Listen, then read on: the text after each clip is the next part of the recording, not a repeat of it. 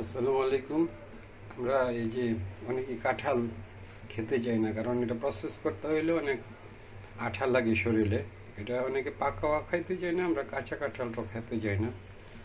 আজকে আমি কিভাবে কাঁচা কাঁঠাল দিয়ে আপনার উপাদেয় ভাজি করতে হয় এটা আপনাদেরকে দেখাবো। এই উপকরণটা ইচ্ছা করলে আপনারা আমার কাছ থেকে কিনতে পারবেন। আমি এটা মার্কেটিং করতে যাচ্ছি, যেহেতু কাঁচা কাঁঠালটা অনেকেই আঠার জন্য ব্যবহার করতে চান না বা খেতে চান না।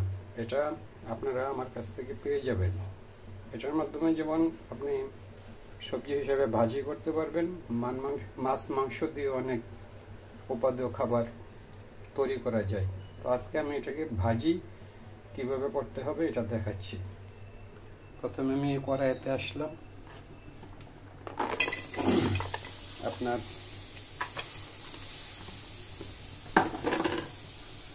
পেঁয়াজ এবং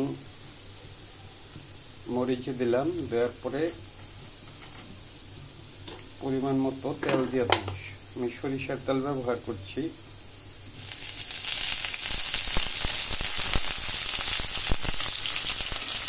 তেল ব্যবহার করলাম,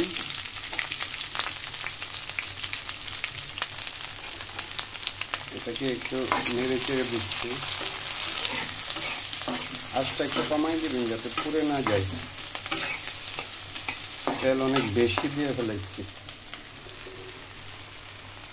আমি একটু আঁচটা কমাই দিলাম।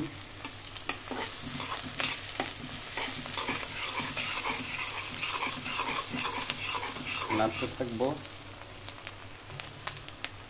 তারপর আমি এখানে অনেক ধরনের মশলা আছে, যেমন রসুন ধনিয়া দিলাম, তার সাথে অল্প পরিমাণে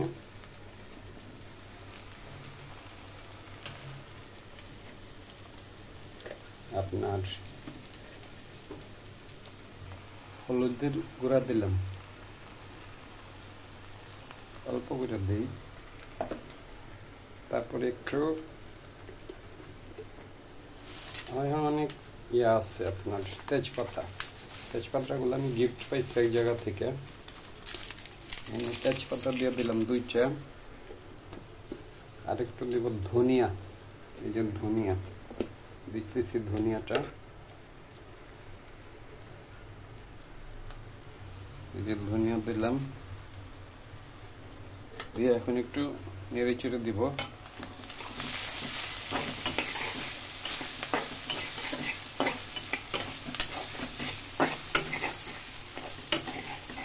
আর একটু জিরার গুঁড়া দিয়ে নিই। জিরা আমি খুলতেছি,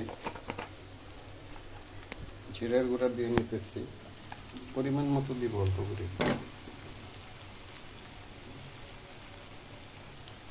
অল্প করে আমি জিরা দিলাম, জিরা দিয়ে এখন এটাকে নেড়ে চেড়ে দেব।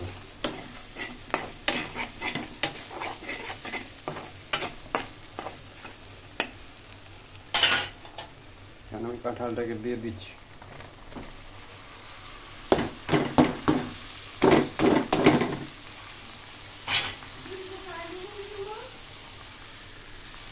হ্যাঁ,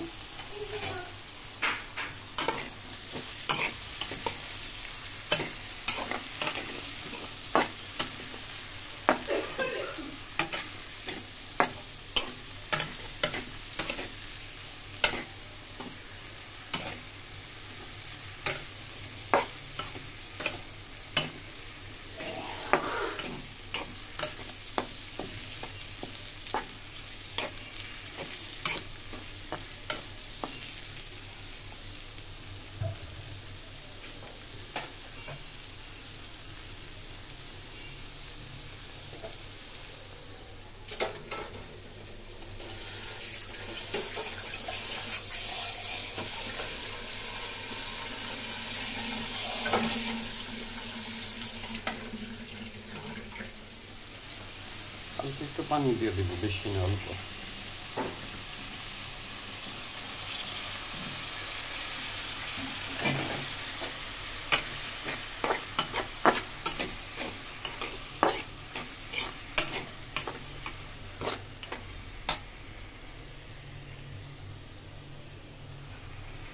পরিমাণ মতো লবণ,